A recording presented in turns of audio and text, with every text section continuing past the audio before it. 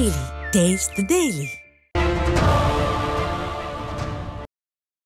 சென்னை கோடம்பாக்கத்தில் நிறுத்தி வைக்கப்பட்டிருந்த ஆம்புலன்ஸ் வாகனம் திருடப்பட்டது பரபரப்பை ஏற்படுத்தியது.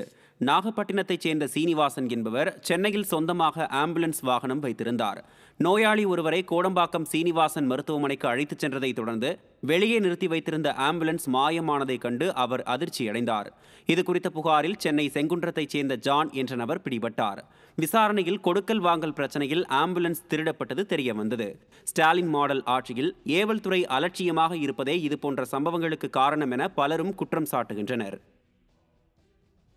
தூத்துக்குடி மாவட்டம் எட்டயபுரத்தை சேர்ந்த பெண்ணிடம் இடத்தை கேட்டு மிரட்டல் விடுத்த ஒட்டப்பிடாரம் திமுக எம்எல்ஏ சண்முகையாவின் சகோதரர் பிடிபட்டார்.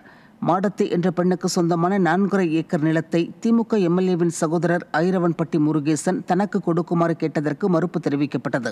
இந்நிலையில் மாடத்தி மற்றும் அவரது கணவரிடம் ஐரவன்பட்டி முருகேசன் இடம் கேட்டால் மறுப்பாயா, உன்னை என்ன செய்கிறேன் பார் என கொலை மிரட்டல் விடுத்ததாக கூறப்படுகிறது. இது தொடர்பான புகாரில் ஐரவன்பட்டி முருகேசன் பிடிபட்டார். திமுக ஆட்சிக்கு வந்தாலே நில அபகரிப்பு சம்பவங்கள் அதிகரித்துவிடும் என்பதற்கு திமுக எம்எல்ஏவின் சகோதரர் மிரட்டல் முக்கிய ஆதாரமாக உள்ளது. அரியலூர் மாவட்டம் ஜெயங்கொண்டம் நகராட்சியில் அனுமதியின்றி கிராவல் மண் அள்ளப்படுவதாக குற்றச்சாட்டு எழுந்துள்ளது. ஜெயங்கொண்டம் விருத்தாச்சலம் தேசிய நெடுஞ்சாலை பணிகளுக்காக பல்வேறு இடங்களில் கிராவல் மண் கொட்டப்பட்டு ஆங்காங்கே குவிக்கப்பட்டு உள்ளது. இந்நிலையில் ஆளும் கட்சியினர் சிலர் நகராட்சிக்கு சொந்தமான குப்பை வாகனங்கள் மற்றும் ஜேசிபி வாகனத்தை பயன்படுத்தி முறைகேடாக கிராவல் மண்ணை அள்ளிச் சென்று விற்பனை செய்வதாக கூறப்படுகிறது.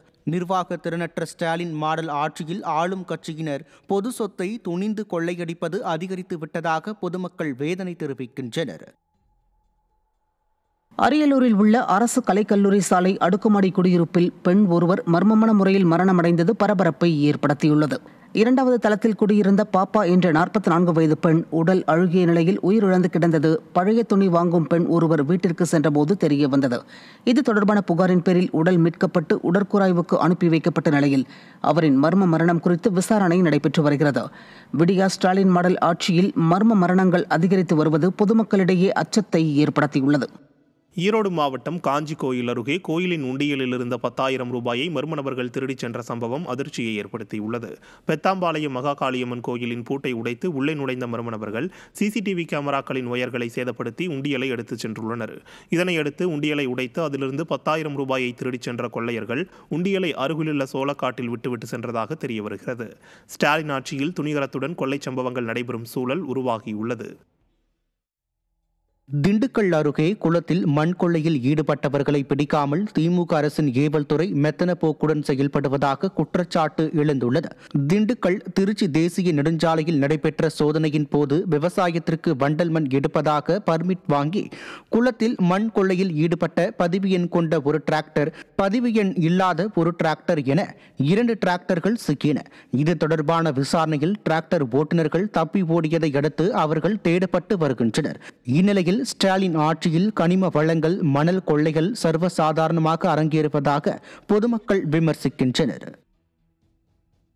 புதுச்சேரியில் செல்போன் செயலி மூலம் கடன் பெற்றவரின் புகைப்படத்தை மார்பிங் செய்து பணம் பறித்த வழக்கில் முக்கிய குற்றவாளி ஒருவர் சிக்கினார்.